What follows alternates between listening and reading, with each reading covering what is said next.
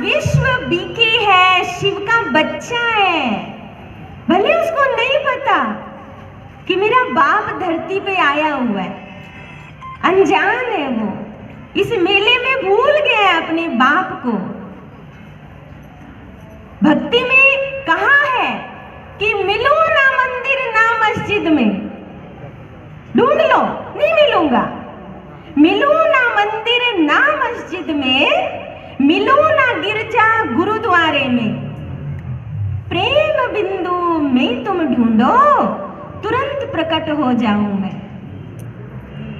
अर्थात उसने ये कहा है कि अपने को आत्मा समझ, मैं तो तेरे सामने खड़ा हूं।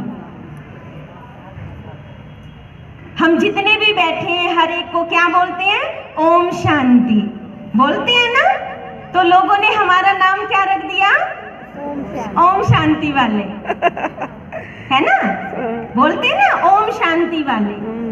लेकिन उनको ये नहीं पता कि हम ओम शांति बोलकर क्या कह रहे हैं, क्या समझाने की कोशिश कर रहे हैं। तो आज एक नई बात बताऊंगी आप सबको, शायद पता भी होगा अधिकतर भाई बहनों को।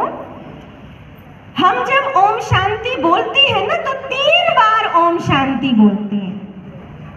बोलते हैं ना 3 बार ओम शांति। तो 3 बार की ओम शांति में हमारा आइडेंटिटी प्रूफ है।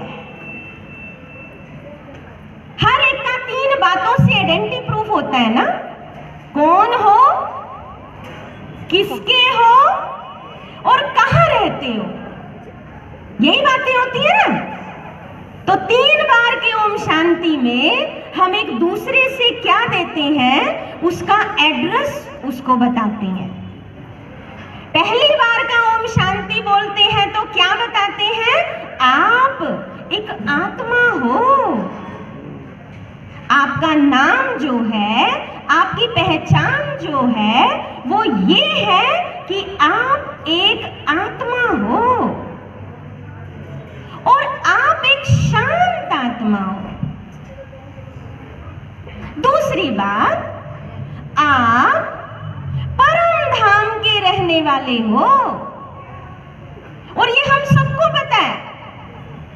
पहले के बुजुर्ग लोग भी इकट्ठे होके बैठते थे तो एक दूसरे में चर्चा करते थे कि भाई खाली हाथ आए हैं, खाली हाथ जाना है, ये दुनिया तो रैन बसेरा है, मुसाफिर खाना है, ये हमारा घर नहीं है, बोलते थे ना।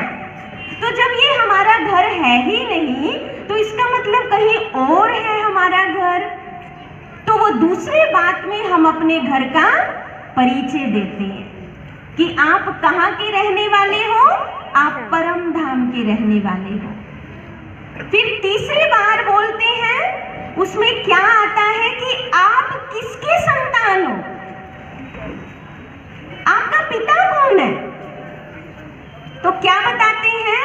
आप शिव परम पिता परमात्मा की संतान हो। तो जब 3 बार ओम शांति बोलते हैं, हर रोज दीदी भी मुरली में बोलती है, तो क्या होता है उसमें?